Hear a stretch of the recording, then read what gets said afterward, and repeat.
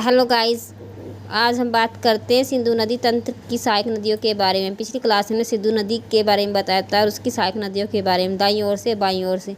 इससे पहले भी चैनल पर उत्तराखंड की आगम परीक्षा से संबंधित सेट भी कराए गए, आप उन्हें जरूर देखिएगा। और जो सीरीज चल रही हैं बेसिक एडवांस चल रही हैं और काफ़ी टॉपिक्स आपके उत्तराखंड के लोअर PCS के मेंस के टॉपिक्स भी आपके क्लियर हो जाएंगे।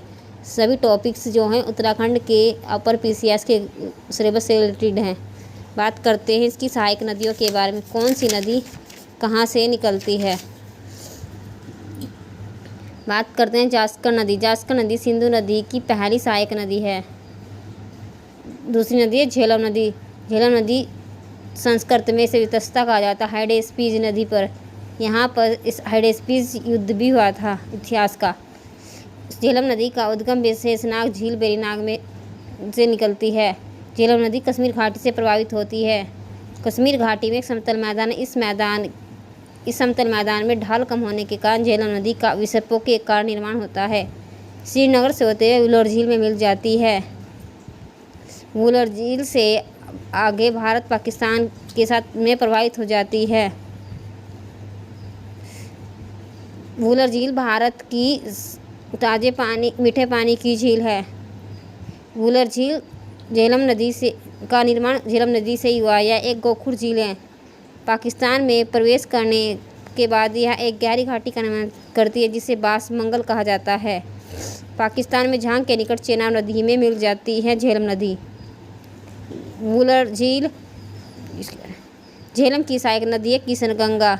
इसका निर्माण सोनमर्ग में कृष्णसर झील से हुआ है। पाकिस्तान में झेलम को नीलम नदी कहा जाता है। झेलम नदी पर डैम है तुलबुल, उरी, किशनगंगा परियोजनाएं। चेनाब नदी को संस्कृत में स्कनी कहा जाता है। उद्गम हुआ है हिमाचल के बड़ा लाचा दर्रे के समीप से।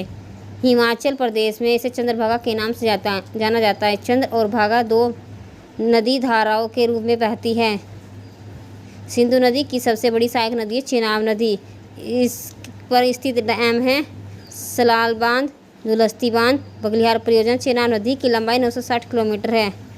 व्यास नदी का उद्गम व्यासकुंड रोहतांग दर्रे से हुआ है। इसकी लंबाई 460 किलोमीटर है। संस्कृत में विपाशा कहते हैं।